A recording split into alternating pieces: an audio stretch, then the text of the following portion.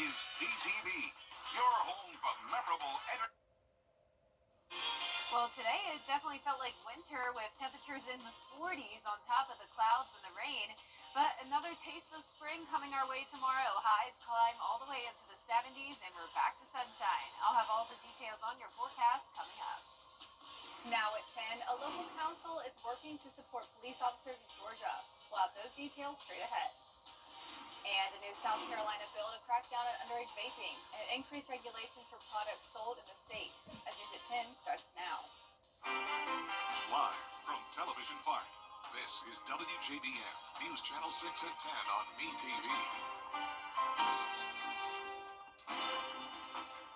Good evening, I'm Isabella Moody. Thank you for joining us. Coverage you can count on begins the local city council showing support and bringing a state retirement plan for police officers in Georgia.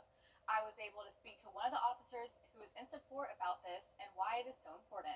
Grovetown City Council is wanting to recommend the adoption of creating a state retirement system for all Georgia law enforcement officers. Mayor Pro Tem Eric Blair was the one to bring this to the attention of the council. Carolina started theirs in 1952.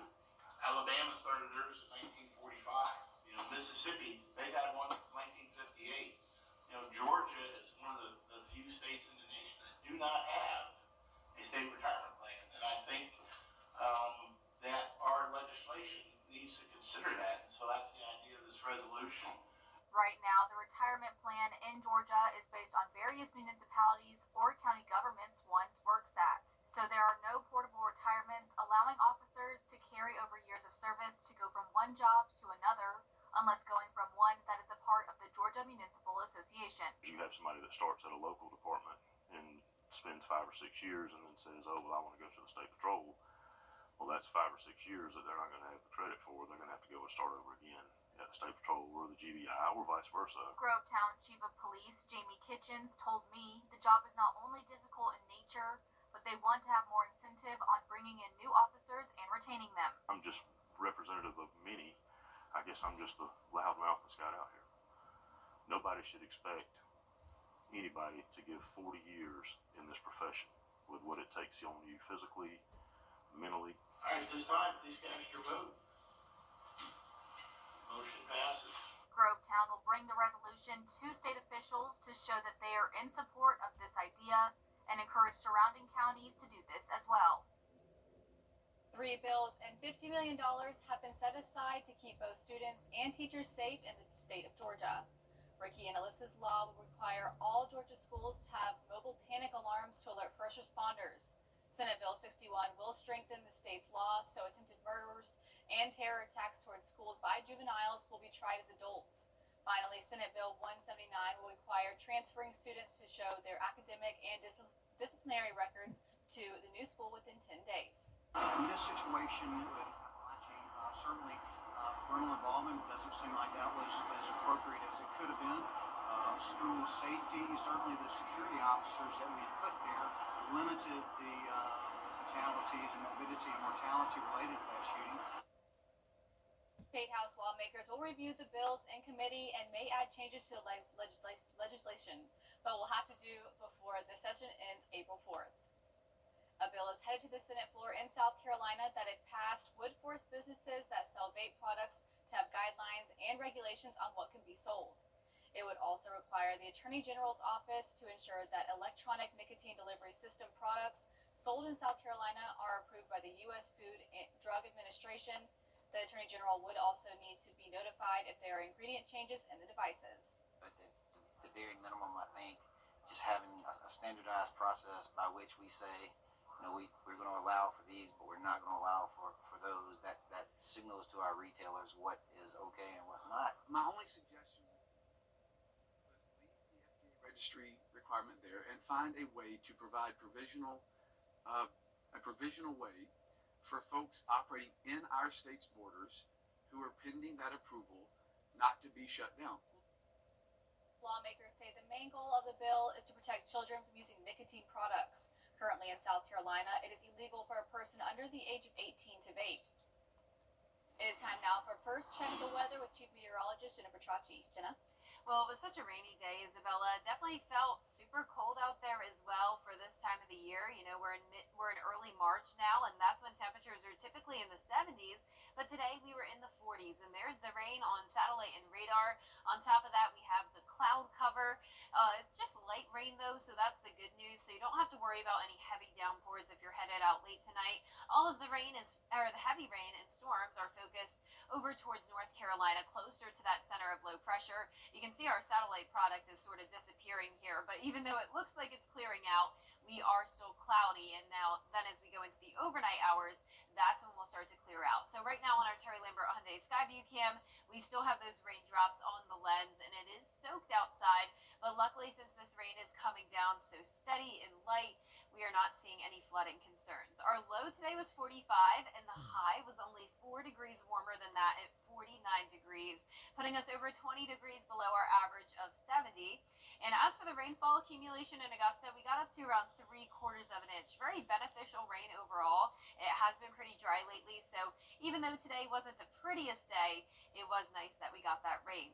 We're sitting in the mid to upper 40s right now with those temperatures very consistent all across the CSRA.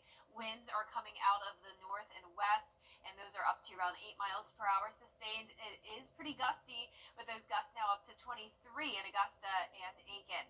Tomorrow morning will actually be clear, and temperatures will be in the upper 30s. I'll have more details on the forecast coming up shortly, but back to you, Isabella.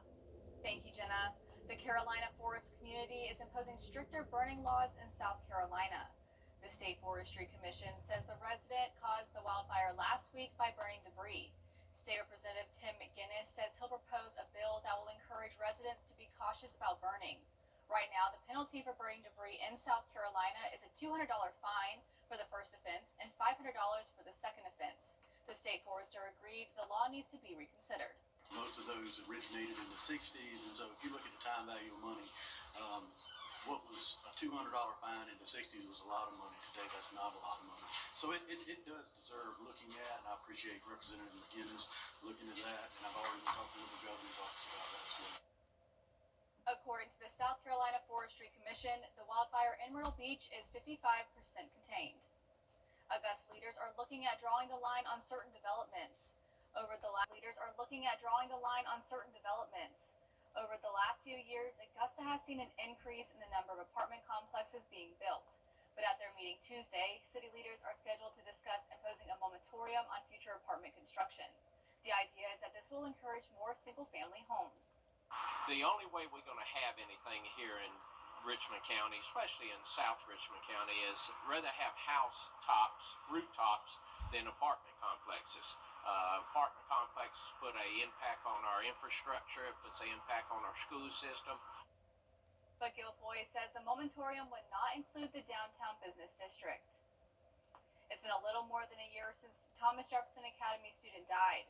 His community continues to honor his legacy. Carter Gay died last February in an accident while doing target practice at a shooting range on his family farm. Just before he died, his strong faith led him to start a men's ministry that continues to bring many around the community together. His father says it's the same faith his son was so outspoken about that got him and the family through a difficult year.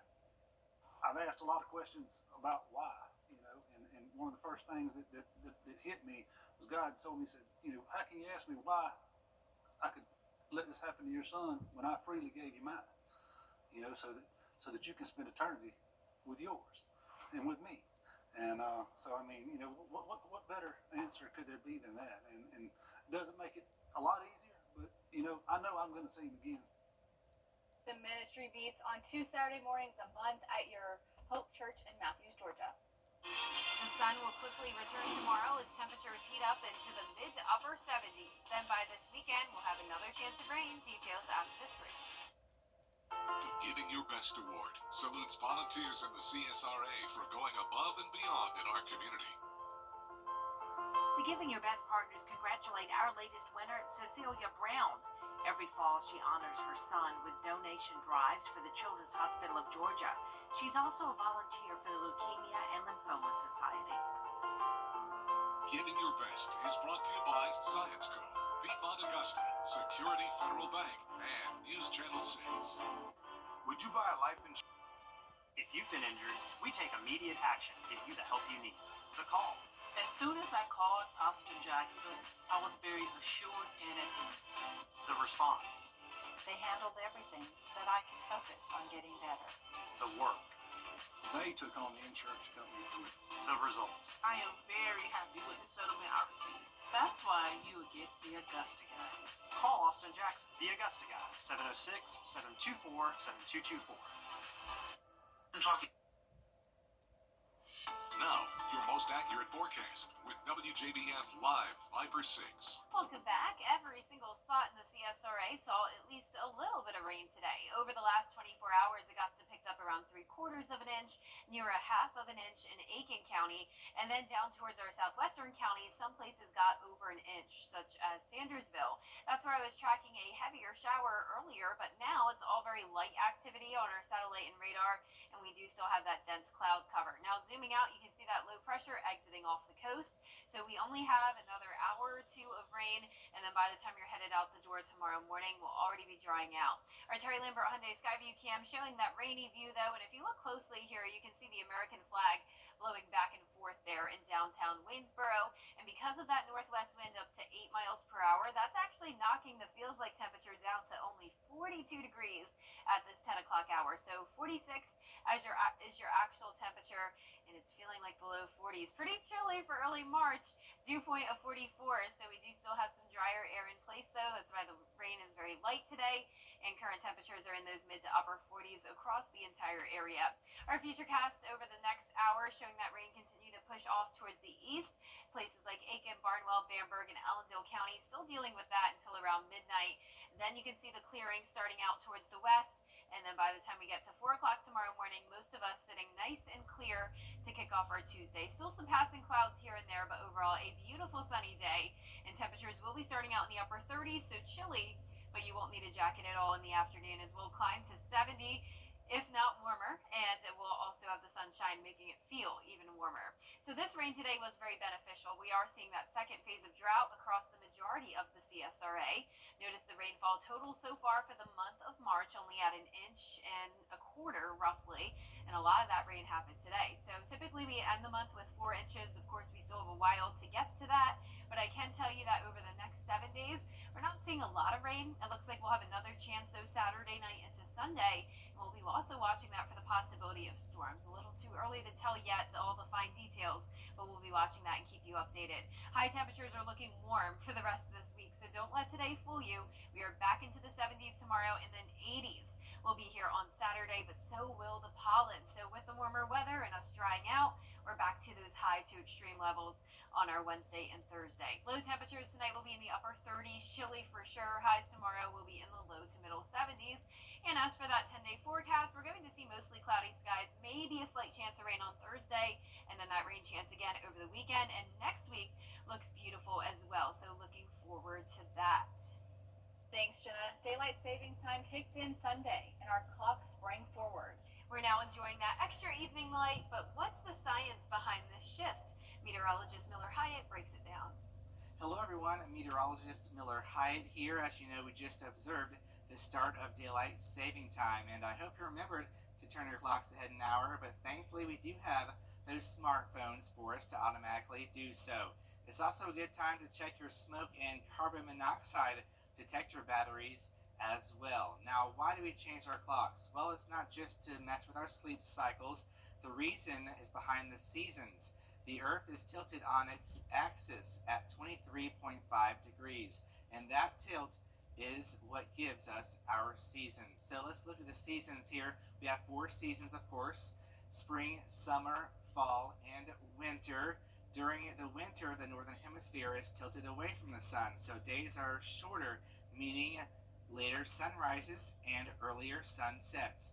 But now, as we're heading into spring, that tilt brings us back towards the sun, naturally lengthening our days. And daylight saving time just amplifies that by pushing our clocks forward an hour.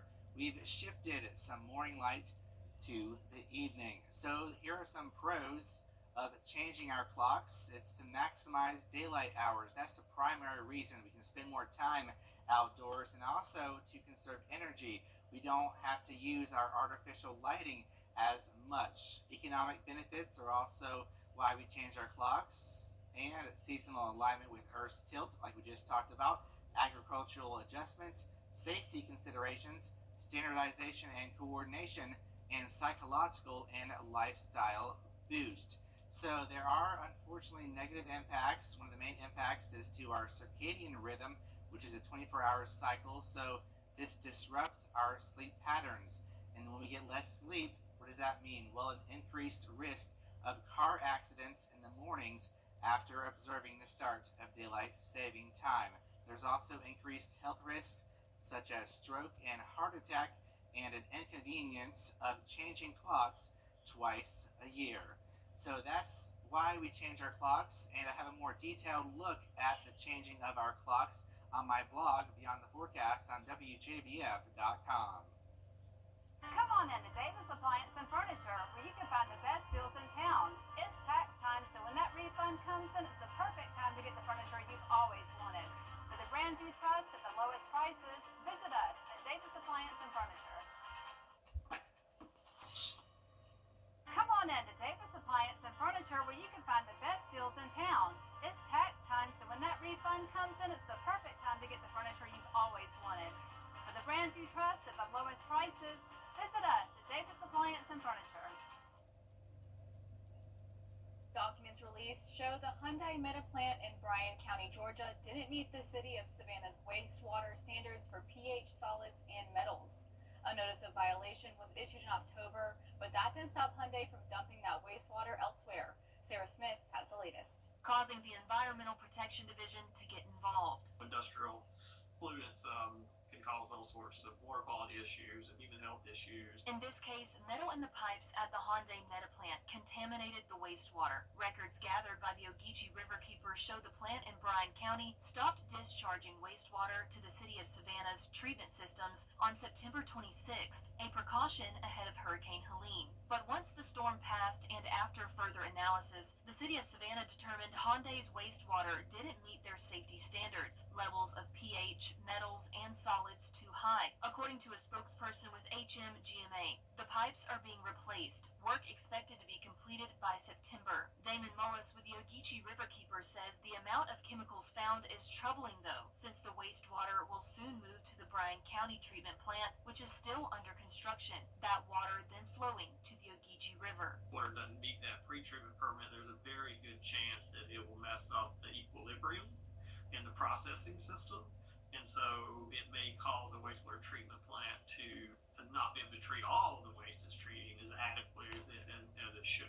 Records show Hyundai didn't stop hauling off the wastewater. A spokesperson with HMGMA says a third party transported wastewater to a different treatment plant that did not have the required permit for industrial wastewater. That spokesperson says they've since increased oversight so that this doesn't happen again, but some are still concerned about the environmental impact. It could be a number of different, concerns from tissue, bioaccumulation, fish tissue to water quality impacts.